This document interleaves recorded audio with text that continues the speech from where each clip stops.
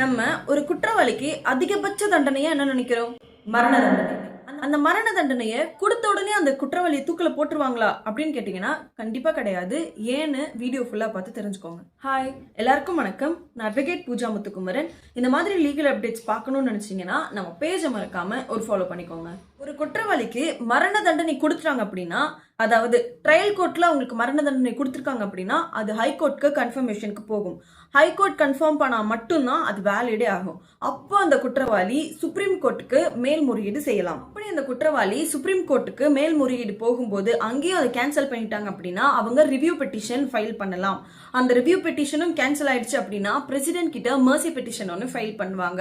அதுக்கப்புறம் தான் execution date decide பண்ணுவாங்க. எக்ஸிகியூஷன் டேட் டிசைட் பண்ணும்போது குற்றவாளியோட ஃபேமிலி மெம்பர்ஸ் கிட்டையும் இன்ஃபார்ம் பண்ணுவாங்க. அடுத்தடுத்து இருக்க லீகல் ப்ரொசீஜர்ஸையும் அவங்க ஃபாலோ பண்ணுவாங்க. ஸோ கோர்ட் பொறுத்தவங்களுக்கு டெத் பெனால்டி கொடுத்த உடனேலாம் அவங்களை தூக்கில போட்டுற மாட்டாங்க. இதுக்கு இடையில நிறைய பல அப்பீல்கள் இருக்கு.